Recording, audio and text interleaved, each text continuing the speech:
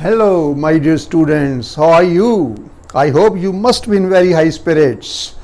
तो आओ स्टडी करते हैं आज का टॉपिक, और ये चैप्टर है चैप्टर नंबर 8 ग्रेविटेशन, और टॉपिक है deduction of Newton's law of gravitation from Kepler's laws of planetary motion. मैंने आपको न्यूटन्स लॉ ऑफ ग्रेविटेशन समझाया, मैंने आपको Kepler's laws of planetary motion समझाए। Today we will deduce the Newton's law of gravitation from the Kepler's laws, and for that let us suppose a planet of mass small m is revolving around the sun of mass capital M in a circular orbit of radius r. Actually orbit होते हैं elliptical थोड़े से, but for simplicity we can assume that the orbit is circular. और मैंने आपको बताया भी था कल वाले वीडियो में कि ये जो elliptical orbit है उसकी इलिप्टिसिटी इतनी कम होती है कि we can take the orbit to be a circular orbit. अब प्लैनेट का मास m है, सन का मास कैपिटल M है, रेडियस इसका r है। मान लो प्लैनेट की एंगुलर वेलोसिटी है omega, m is the mass of the planet, mass of the planet, omega angular velocity of the planet, angular velocity of the planet,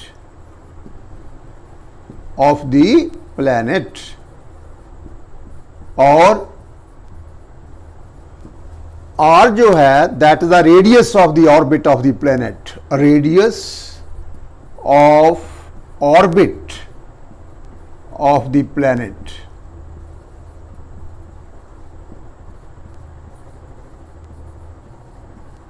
अब planet का motion जो है around the sun, it is circular motion, और मैंने आपको बताया था कि सर्कुलर मोशन के लिए एक फोर्स की जरूरत होती है जिसका नाम होता है centripetal force. Circular motion is not possible without any centripetal force, and I told you that in the case of a planet revolving around the sun, the necessary centripetal force is provided by the gravitational force between the sun and the planet। अब मान लो जो centripetal force हमें चाहिए that is capital F। अब ये किसने provide करनी है? Gravitational force between the sun and the planet. जब मैंने सैटेलाइट्स का टॉपिक आपको समझाया था तो वहां पे तो मैंने लिख लिया था कि mv0 by r nought centripetal force हो गई which is to be provided to the satellite equal to gmm over r nought square. वहां पे मैंने सेंटीपिटल फोर्स के लिए फॉर्मूला यूज कर लिया जो कि न्यूटन ने हमें दिया according to Newton's law of gravitation. लेकिन यहां पे मैंने प्रूव करना है कि according to Newton's law of gravitation जो gravitational force between the sun and the planet है that will be equal to gmm over are square. ये मैंने प्रूव करना है। तो इसलिए मैं कहता हूं कि suppose the centripetal force required by this planet for its motion around the sun is capital F, and this must be equal to, ये किसके बराबर होनी चाहिए? है ग्रेविटेशनल फोर्स है, लेकिन इसने क्या प्रोवाइड करनी है? Centripetal force. और सेंटीपिटल फोर्स का फॉर्मूला एक मैंने आपको बताया था mv² by r. m mass body का, यहां प्लैनेट हो गया, r radius of the orbit, और v उसकी लीनियर वेलोसिटी है। और आपको पता है कि अगर एंगुलर वेलोसिटी ओमेगा हो तो v होता है r ओमेगा। तो अगर यहां मैं v की जगह r ओमेगा पुट कर दूं तो ये आ जाएगा mr² omega square over r। तो एक r कैंसिल हो जाएगा तो आ जाएगा mr ओमेगा स्क्वायर। तो यहां पे क्योंकि मैंने लिखा है कि it is omega is the angular velocity of the planet, therefore f must be equal to mr omega square.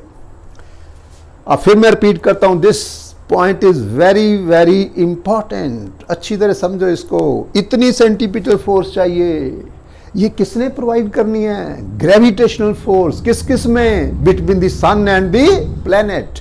और उसका नाम मैंने क्या रखा? एफ। और मैं प्रूव करूंगा कि this F is equal to GMM over r square by making use of Kepler's laws of planetary motion. Now, if capital, इसका नाम मैं रखता हूं equation number 1. If capital T is the time period of the satellite or the planet, in this case time period of the planet around the sun, then you know that omega equal to 2 pi by capital T. So let us put this value of omega over here. So we get capital F equal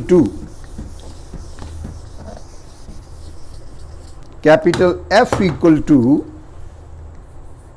m r, omega square means 2 pi by t whole square, or F equal to mr into 4 pi square over t square. Let us call this as equation number 1. अभी तक मैंने कहीं पे Kepler's law को apply नहीं किया.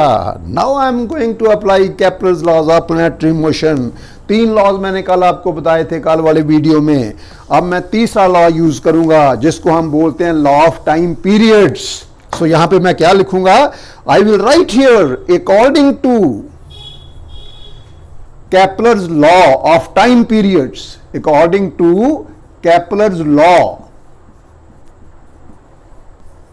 Third law कह सकते हैं या law of time periods. Time periods वो क्या लॉ है कि square of the time period of his satellite, in this case planet, is directly proportional to the cube of the radius of the orbit. That means T square proportional to R cube. अब इसको कहते हैं sign of proportionality. इसको हटा के equal to लगाना हो तो हमें कांस्टेंट लगाना पड़ता है. और you can say that T square equal to capital K into R cube, where what is, इसका नाम रख लो equation number 2, where what is capital K? Constant of proportionality. और इसको अच्छी तरह अंडरलाइन करना बेटा, मैं फिर रिपीट करता हूं क्योंकि ये हमें बताता है कि we have made use of Kepler's law. और क्योंकि हमने न्यूटन्स लॉ ऑफ ग्रेविटेशन को डिड्यूस करना है from which laws? Kepler's laws. तो here I am making use of the Kepler's third law, that is the law of time periods. अब ये T square की value, let us put this value of T square in equation 1. So we get F equal to mr square, mr square is not there, mr into 4 pi square divided by kr cube, kr cube. अब देखिए ये एक r cut के यहाँ r square बच गया. और you can say that F equal to, ये 4 pi square पहले लिख लो, 4 pi square over capital K रह गया, और इनटू यहां पे बचा m और नीचे बचा r square, r square. So f equal to 4 pi square over k m over r square. Let us call this as equation number 3. अब देखिए ये चीज कांस्टेंट है. 4 pi square is constant, k is constant, k is the constant of proportionality. That means इस इक्वेशन से मैं कह सकता हूं कि f is proportional to m and f is proportional to 1 by r square. और यहां पे मैं क्या लिखूंगा? आपने लिखना है कि from this equation we find that the force which provides the necessary centripetal force, and what is that force? Gravitational force between the sun and the planet is directly proportional to m. और m क्या है? It is the mass of the planet. And what is r? It is the distance of the planet from the sun. So f proportional to m and f proportional to 1 by r square. अब मेरी बात बहुत ध्यान से सुनना बेटा. ये जो ग्रेविटेशनल फोर्स है ये एक्शन रिएक्शन फोर्स है. जितनी फोर्स ग्रेविटेशनल सन के कारण प्लेनेट पे लगती है उतनी ही फोर्स प्लैनेट के कारण सन पे लगती है। अगर मैं ये पेन है इसको मैं कहूं कि अर्थ इसको नीचे की तरफ खींच रही है विद ए फोर्स ऑफ से 10 न्यूटन,